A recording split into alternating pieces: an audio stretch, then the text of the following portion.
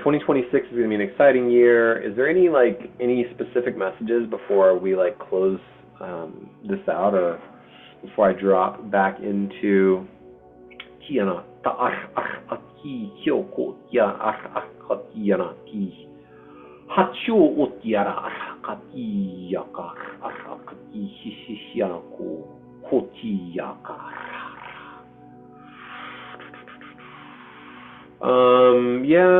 I'm getting so I'm channeling a much more collective frequency, so it's not for any specific person. I'm hearing we've talked about some of these themes before, so there is the divine union frequency, masculine and feminine. The frequency of divine union is going to be very critical and crucial for us. I'm hearing water and fire too as the elements. A lot of us have water in our charts, or we're very watery. They're saying don't forget the fire. We need that very balanced elemental. And to me, it's also water is the womb. Fire is a much more masculine frequency, and not really in the threads of polarity, but there is this this reminder that's coming forward to us of the things that we already know, the capital K know, or that we're already remembering, that we all of these tools are available to us in the now moment.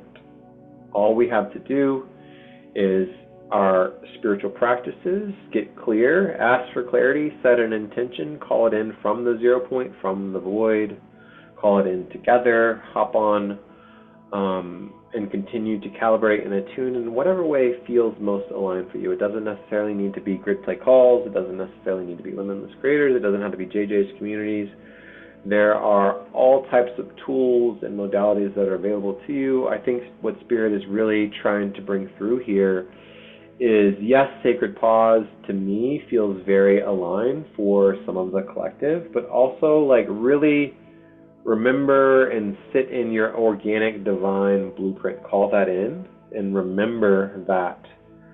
Weave that frequency, and don't necessarily get attached to all of the labels or all of the the YouTube videos or people are saying Sacred Pause now. Should I be in Sacred Pause? Don't gaslight yourself. If you're not in that frequency, attune to yourself. Return back within, right? Maybe you have somebody who can mirror for you, have that safe, sacred space to channel in, and really step into your personal mastery, your divinity frequency, your own personal Dharma, your capital R remembrance. It doesn't necessarily need to come from me. I am merely just a channel. I'm a catalyst for these things. But remember your truth. And that is the most aligned frequency for you. Speaking your truth with your voice, channeling with your light language, channeling with your songs, your frequency, your octave, your inner child. So it's a reminder, or a friendly reminder to, yes, go within, but also as we're stepping into 2026, you're going to feel this magnetism. You're going to feel magnetized into action. And whatever version of action is most aligned for you, but don't be paralyzed by fear. Don't necessarily be paralyzed by fawning or getting overwhelmed. We are multidimensional. We are very, very interconnected to all of our soul aspects, and we have all of these experiences, memories, frequencies to assist us if that feels most aligned. So thank you, thank you, thank you.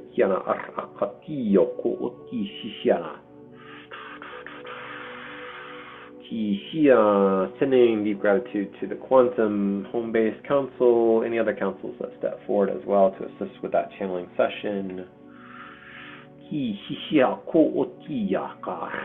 And I know it's not, I'm in a way, I definitely am channeling, but also it's a little broad, because not everything's made to be seen in the now moment. Not everything is we ask a direct question and we get a direct answer. A lot of this is the fun little quests or fun little breadcrumbs that we leave for ourselves to remember.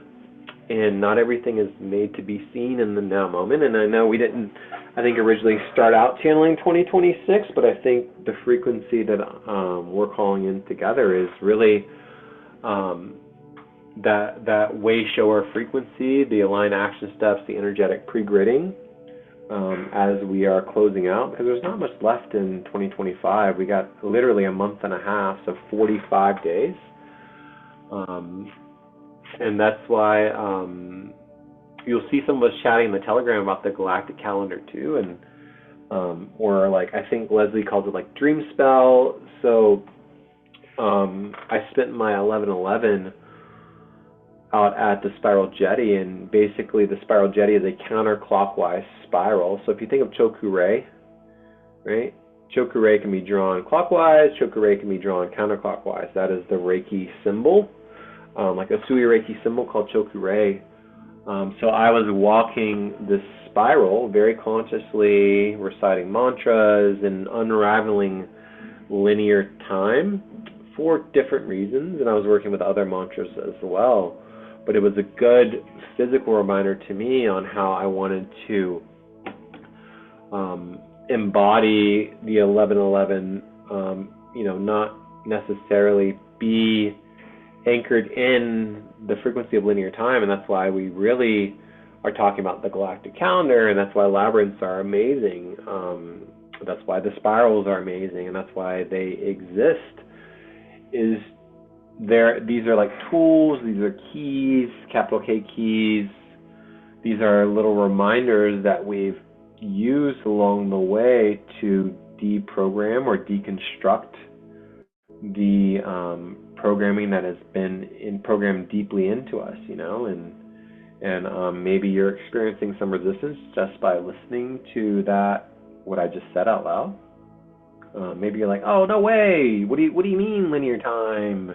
What do you mean the Gregorian calendar isn't the original divine blueprint? And it's not trying to invalidate your reality whatsoever, but there is a much higher frequency, there is a much more aligned version to tap into and use your own discernment. A lot of us have the ability to view timelines, to view time, to weave time. So yeah, just feel into that, whatever feels most aligned to you. And